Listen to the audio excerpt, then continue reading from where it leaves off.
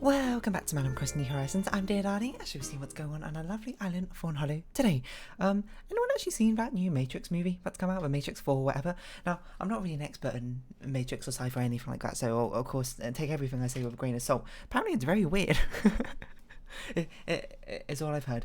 Now, I may say my sources are only random headlines I've seen from the internet and that skit, what's his name? The pitch meetings guy, the guy who goes like, wow, super easy, barely an inconvenience. You know that guy. He made something about the newest Matrix movie, and I watched it, and I was like, okay, well, this seems like a very weird movie. Anyway, hello everyone. Right now in Fawnhollow, it's 2:48 PM on Wednesday, December 29th, 2021. Oh, by the way, if you want to Sahara's visiting. How wonderful. Whether I actually talked to him or not, I don't know. But yeah, like I must have told this before. Like the Matrix, obviously, I don't think I was even born when it first came out. Was it in the early 2000s or was it before that? It might have been 1995. Hold on, let's see. Matrix, IMD. That's not spelled IMDb. IMDb, 1999. Never mind, I was 2, so I was alive. But obviously, I didn't watch it when I was much younger. I first watched it, let me think. I must have talked about it multiple times. I watched it when I was on an airplane flight to China. Holiday, so that would probably put me. Also, what should we do today? I guess we'll farm more snowflakes, or farm any snowflakes, because we didn't really farm any yesterday. I was on an airplane holiday to China, so that would put me around 16. Is that right? 17, 18, 16, 17, 18. So somewhere in that range. I can't remember exactly when. Where I was just flying over and I was just looking at the list of movies, and the list of movie selection was not all that amazing. And a lot of the times I feel like I've not been on many airplane flights where the movie selection has been phenomenal. A lot of them are just sort of very strange, very, very old movies, and very Hallmark-esque Christmas movies sort of things, which might be your cup of tea, not really my cup of tea, to be perfectly honest. So one of them I was actually on there, which was actually one of the good ones, I think, was Matrix movie. I was like, I've never seen Matrix. I guess I'll watch it and see what all the hype is about.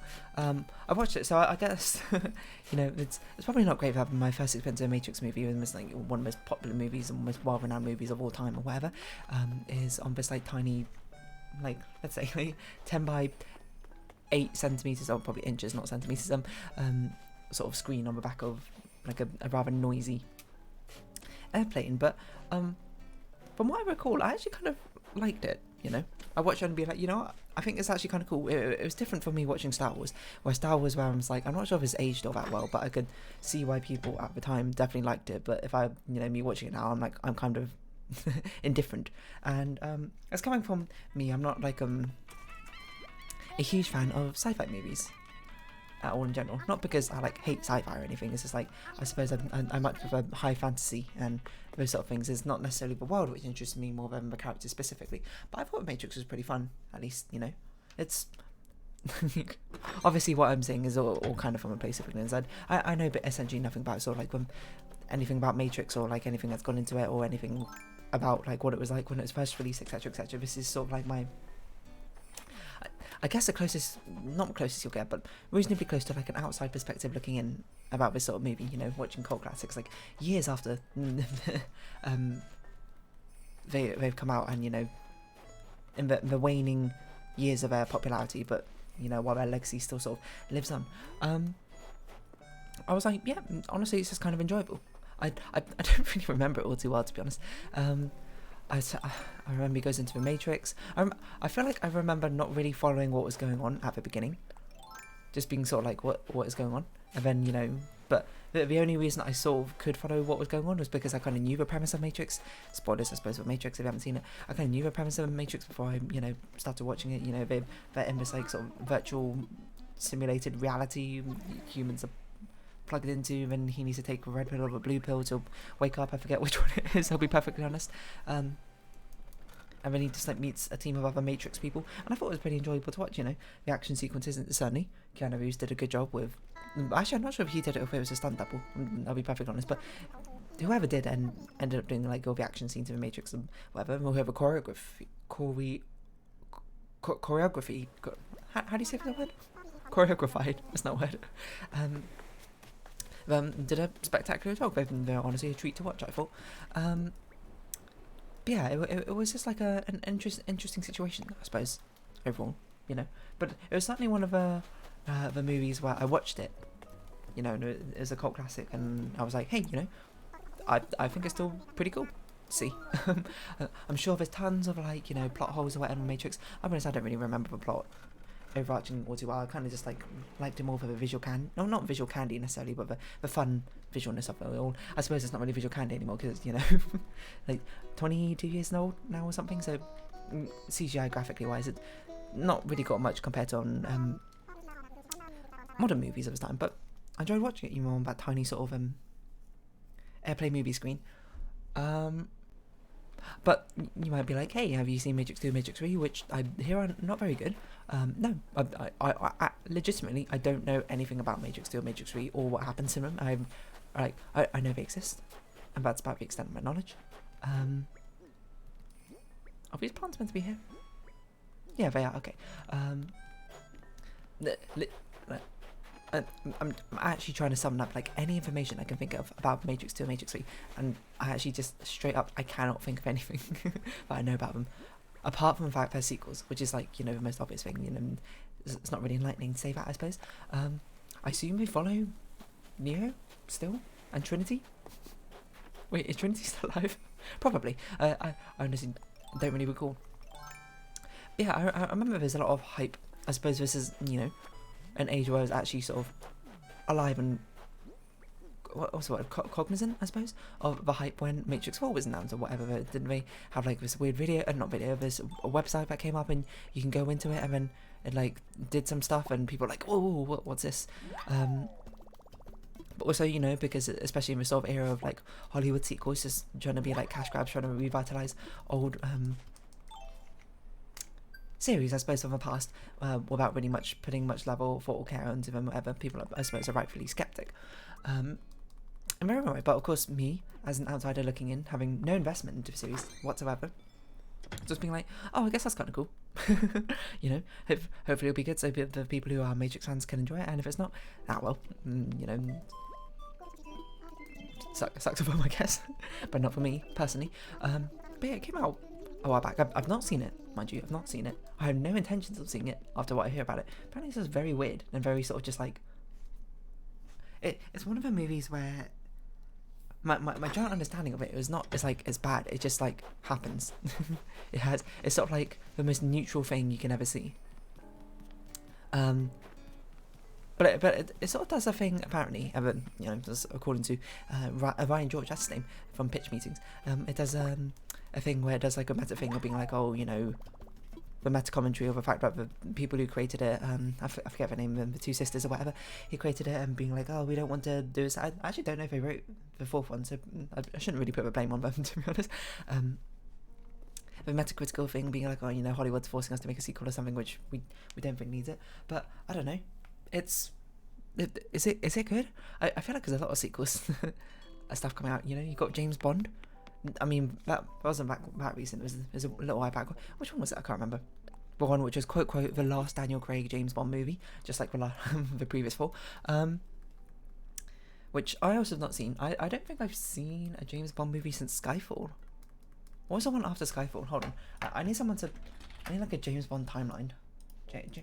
James Bond movie timeline. Dr. No Gold... No. James Bond movies in order.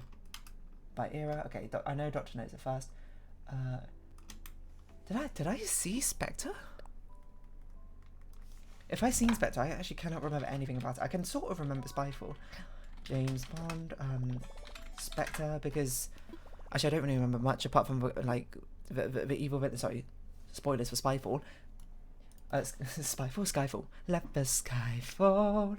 The evil guy like shoots the lady because James Bond like missed the glass on top of her head or something, and then they do like some sort of Home Alone style setup in a house, and M dies. Oh, also take the shot, and then she shoots James Bond by accident because it was a pretty difficult shot. I'm looking at the picture of Spectre. I don't think I've seen Spectre, I'll be perfectly honest. James Bond, it wasn't really my thing, so you know, I haven't really seen like any of the movies, if anything. What are you thinking here, Polly? You're thinking you might ask to move out, so of course we are just going to ignore you, unfortunately. But that's just, you know, how life be. Just to see if maybe we can make Tank move out. But if we can't, then maybe next time someone moves into a campsite, we'll just ask for them to move in anyway. Or maybe I will actually go get a fauna amiibo card, so we can actually get her to move in. Might take a while, but hey, here we go. That's just kind of the investment you need, I suppose. No, I've never been particularly invested in James Bond. Who the heck is our craft of today? When I was younger, I liked to read the young James Bond novels by young James Bond author Charlie Higson. That was it. Which is just stories of James Bond, I suppose, when he was younger. I don't actually know if they're canonical or not in the James Bond universe, but I remember reading them and honestly enjoying them quite a lot. I liked Hurricane Gold. That's the one that often sticks into my memory. One I remember best with, I can't remember who he meets, that young girl on the island and her younger brother. I think her name was like Princess or something. And they had to like complete this very deadly trials or whatever to even escape the island, which seems, you know, kind of cruel in the first place. But I did like that. There was another one. Oh no, hold on. There was quite a few of them, but I can't remember any of them, to be honest. Off the top of my head, it's only Hurricane Gold, which really has apparently stuck in my memory. Yeah, not much of a James Bond person either. Do people like the most recent one, No Time to Die? Was that good? I don't know. Has there been a revitalization of an old series which has done like particularly well? Or like a Hollywood revitalization? Where people have gone, yeah, it's actually maybe not surpassed the originals, but certainly holds up to the originals. Because, you know, Star Wars, the modern trilogy, is that what it's called? Came out. I don't really know what people's general consensus on it was. I think it was like episode 7 was fine, you know, it was alright. Episode 8, people were not too jazzed about, and episode 9 was terrible. I don't even remember if I've seen episode 9 or not. Wait, maybe I've not seen episode 8. Wait, maybe I've seen all 3. I've definitely seen episode 7. I feel like I've seen episode 8. What's episode 9? You can very much tell I'm not a movie buff. I know very, very little about movies and this sort of thing. Episode 9, unless it's animated, and even then I don't know that much. Rise of a Skywalker. Have I seen this? Is this the one where Kylo Ren and Rey team up to defeat a load of people or something? Or is that number 8? I honestly cannot recall. We're just going to sort of sell this stuff and move on from it. Either way. I mean, Rise of Skywalker. Was it episode 10? Wait, hold on. No, it's not episode 10. Episode 10 leak. Not going to particularly believe that, so we'll just close that now. Close that for now. Yeah, no. I feel like Matrix is always a very interesting concept. I suppose even more interesting, apparently to me, the fact that it's meant to be sort of like a, not meant to be, it is, like sort of an allegory of being like coming out, you know, transitioning, that sort of thing. Yeah, with, you know, I can certainly, I suppose, see it. Probably people out there have done better analyses and that sort of thing than me, because I can't really remember the whole Matrix thing. The only thing I remember really about Matrix is sort of like human beings are like plugged into like a computer for like processing power or something. I don't really remember. And you like wake up from a Matrix world, which is you know, an interesting concept in of itself. So much so that it's probably become a trope by now with how much it's been. Well, I'm not actually sure if it's been all that overused. It's not like I can particularly think of that many movies that have like referenced it in that sort of capacity, but it certainly feels like something which has been referenced quite a lot. People often make allusions to, and it's just like one of those things, you know, the waking up in the Matrix, the Luke. Sorry, it's not Luke, I am your father. No, I am your father from Star Wars. Things that even if everyone knows, even if they haven't actually seen it, like at least these were both things I knew about the movie, but probably the only things I knew about the movie, just about the fact I've never seen it before. These are actually, this one looks legitimate. Hold on. Yeah, this is actually a religious bit one. I mean, I guess we'll purchase it. Why not? Yeah, hold on. This is sort of where you go to Rotten Tomatoes and see what the sort of general consensus is on Matrix. not saying that you can really say Rotten Tomatoes is much in a definitive way of being able to judge how good or bad a movie is. I think that's a little bit misleading, especially with the fact when you get public votes and, you know, reviewers tend to try and skew in certain directions depending on, you know, where their allegiances lie. It's called Matrix Resurrections. 65% tomato meter on audience score, 63%, so very average. The question isn't whether this movie was necessary. It wasn't. Well, there we go. Just pure mediocrity all the way through. I mean, 60% is still a pass, is what I'd say. So it'd sort of be like you'd watch it and you'd be like, huh, okay, it feels kind of indifferent from how it was before. Which, you know, I suppose it depends on who you are, because a lot of people tend to like really bad movies, or, you know, good movies are just kind of like unanimously good. Aren't they? You know, if you have like a movie and like high 90% on both audience and critical score, you'd be like, everyone kind of just be like, oh yeah, it's a pretty good movie, or at least widely appealing or good for most people. But then if you have like a really bad movie, like below 10% or whatever, you know, a lot of people will obviously be like, this is a terrible movie, but I love to watch it because it's so bad, it's just like a dumpster fire. I think a lot of people are sort of along the lines of 60%, 50% of those are actually the worst movies technically, because they're just so forgettable. And to a certain degree, I agree. You know, they are the most forgettable. They're just sort of just like movies which happen. You know, and that's probably the best way I can describe it. They just are, rather than much more than that. So they don't really hold much ground, I suppose, in your mind of that sort of thing. But I'll be honest, I would much prefer watching a 60% rated movie than a 10% rated movie. I am, you know, controversially so, not that fond of dumpster fire movies. Because, you know, they're bad for a reason. And obviously a lot of people are just like, oh, it's so bad, it's funny. And to an extent, I understand, like, the idea of it. But I watch it and I'm just like, this is just bad. I'd literally rather be doing anything else right now. At least the 60% movies, a lot of them you can sort of appreciate some part of them. You'd be like, oh, they have this one good moment. Or, you know, oh, you know, it turns out that, like, the sound design's actually pretty cool in this movie. Or, like, oh, the sets and stuff are really cool, you know. Shout out to Five Nights at Freddy's Security Breach. Have finished watching Mark Bly's playthrough of that sort of thing. Fantastic set design. Like, actually pretty impressive. I think, you know, the whole world they built. The characters are, you know, certainly much more expressive and more intriguing than previous versions. Turns out gameplay just not that great. Not the greatest execution, and some very odd, questionable design decisions. Is my sort of interpretation of it. So yeah, I'm not going to play it. I mean, you know, I was tempted to at one point because I thought it'd be funny, but you know, also on reflection, I don't think it's particularly funny, or particularly even amusing. Me watching me play a horror game. So be it. Yeah, I suppose it's kind of weird lumping them. What was it called? Matrix Resurrections in with Five Nights at Freddy's Security Breach, which are very sort of different genres, I suppose is one way to put it. I guess we should talk to Sahara, we might as well. If they're here, we'll give them, we'll purchase all their new rugs and carpets and stuff. Just so we, you know, we can expand our collection. Yeah, I don't know. It's not very descriptive, a lot of these things in Matrix. Like, okay, this person gave it not a Rotten Tomato, but because I guess Rotten Tomatoes only works on a binary system. Either they recommend it or they don't, right? With it being rotten or ripe. Is that how the tomato thing system works? I don't really know. Happened 18 years ago. Oh my god, such a long review. I don't really care. What's your summary? Audience can be fickle.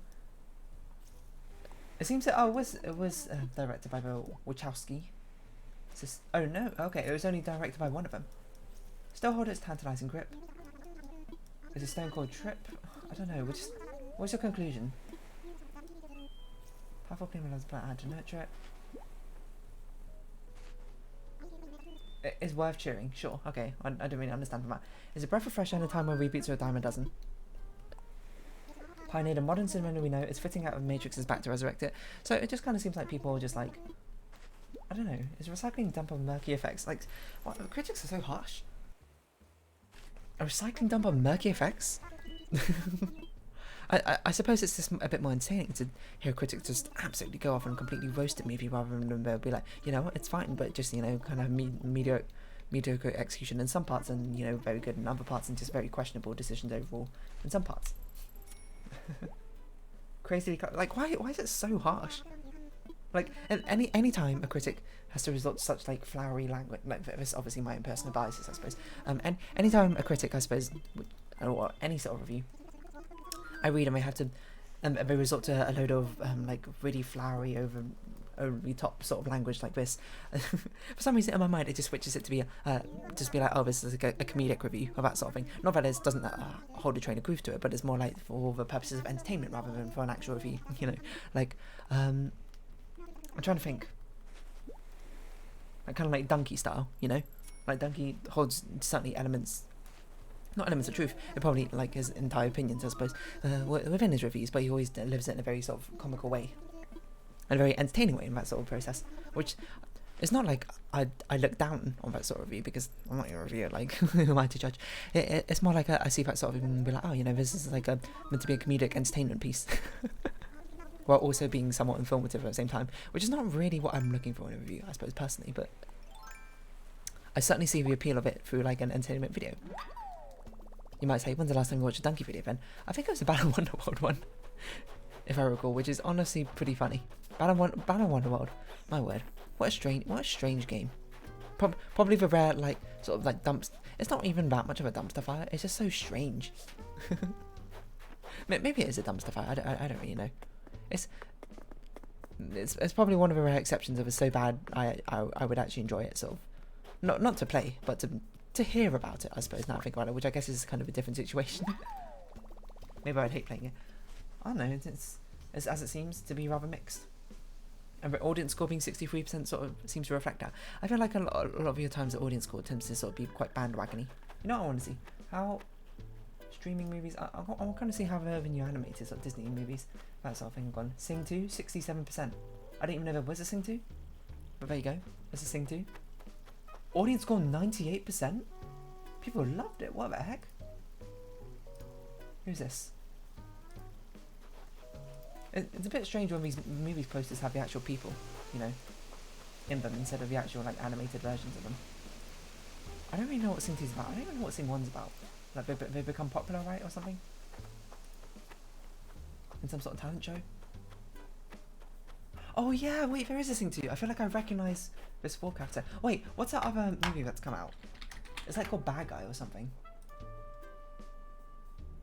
That like animated movie. Is this it? I don't know, this is a lot of Korean names, that doesn't sound right. Did I just make this up? Animated, not Animal Crossing. Movie, Bad Guy. Oh, the Bad Guys? Is that a Bad Guys film? Oh, it's not come out yet. I thought it's already come out. I have no idea what that's about, I just heard about it and be like, you know, people are going, not crazy for it, but people are excited for it to a certain degree. I felt like I should have talked more about Matrix. I don't know. I don't really have much to say about Matrix. I think it's just sort of like a cool concept.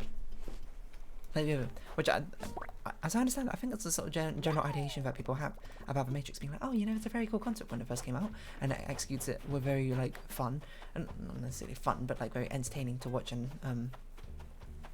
interesting sort of like choreographed action scenes when it first came out, and the second and third movie were just sort of like heartless sequels, and the fourth movie it was just a thing. It was meh. Hold on, this is where you go to the sort of our movie thread. Look, I don't highly recommend basing your opinion, I suppose, from Reddit. That's honestly a terrible idea, and many sort of accounts of that sort of thing, but they're at least very entertaining to read. So, spoilers on Matrix Resurrection, I suppose, if you haven't seen it yet. People could be spoilers. Spoilers everywhere. This comment's really long. This person's probably actually analysing it. Did Gamer Thomas? As a 90 kids, I want to love it, but F me, some positives to start with the idea. Oh yeah, there was apparently like, so there was a very interesting idea about like a civil war happening between machines. I want to shake these so we can get some ornaments. You know, we're going to do this once we can actually see when ornaments drop down. So I'm just going to continuously shake this until some gold ornaments start falling. Maybe they're out of season. Oh, there we go. Because we need to get a few more gold ornaments, it turns out. Set pieces were really good. Things I didn't like. What was the first 40 minutes? idea could have been interesting, but meta nostalgia bait narrative was all over the place. But that's what I've heard. Motivations were the comedy. Moments felt very jarring. That's something that happens a lot, I suppose, in these sort of movies. Ever since, I suppose, you know, Marvel, you know, did it particularly well with that. I don't even know what first movie they did where people were just like, oh, that's some comedic genius or whatever, and people like really found it very entertaining. Maybe like Guardians of the Galaxy or something.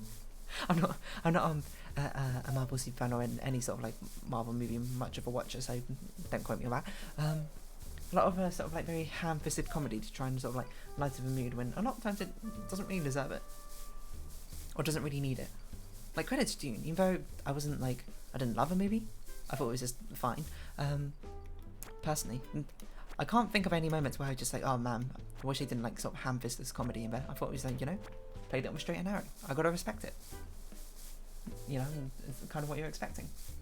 You can tell the Matrix is a video game because Neo forgot how to play it after a long absence, so he just spanned the same move over and over again. I don't really know what that means. Force push and force field is meta.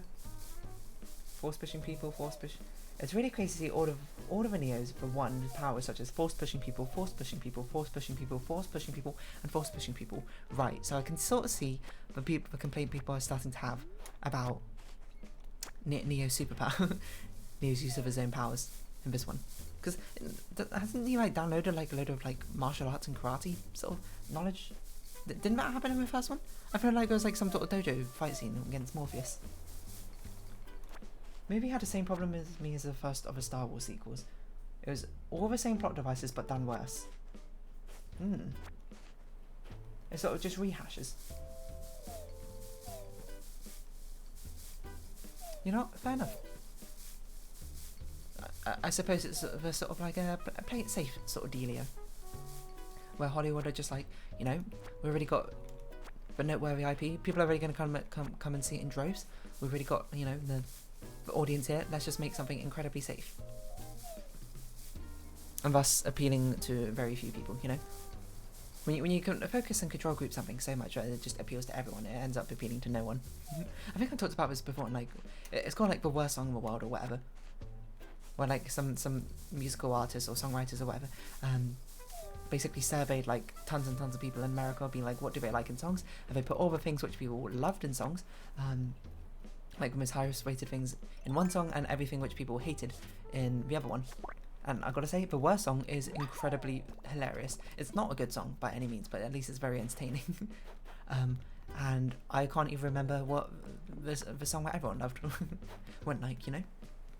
It's just, you know, that's what focus testing does. If you overdo it too much, it sort of like rounds off any rough edges around corners, but if you do it too much, all you get left with is a sphere, and a sphere is incredibly boring.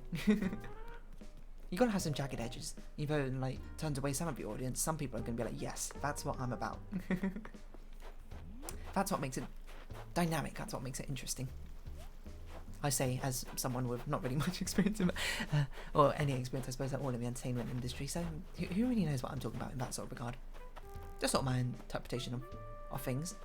We're actually going to shoot this down because of course it could be a useful recipe, or it might not be, who knows.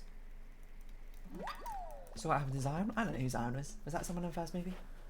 How would you explain the plot of this to someone? Neo and Trinity are alive for reasons, and Neo wants to save Trinity from a pod and risks the entire world to do so. Alright. Neo wants to save Trinity and risk the entire world to do so. What, again? Okay, well, I have a feeling that's why people don't really like it. It's sort of just like a rehash but worse. Shame, I suppose. You know. Of course, even though I'm very much an outside person looking in with not very much investment into these sort of series, of course I want them to be good, you know. Why would I particularly wish for them to be bad? I want them to be good so people will be just like, oh yeah, this is awesome, you know, do you want to go see it? And I go, I'll go watch it. Maybe, you know. And be like, wow, that was really good. But instead, if it's just bad, or if it's just like non-memorable, I'll pass, I suppose. Anyway, I don't know, if you watched it, if you're a bigger Matrix fan, oh, you look really cute with that bow on. And I suppose you can tell me exactly how it is or how it goes. But for now, if you have been watching, thank you very much. It's been Animal Crossing New Horizons. I'm Dear Darling. Likes, comments, subscription, shares are greatly appreciated. Join me, Dear Darling, Discord. Follow me on Twitter down below. Hope we can see each other again. But for now, it's our farewell. So until next time, bye-bye for now.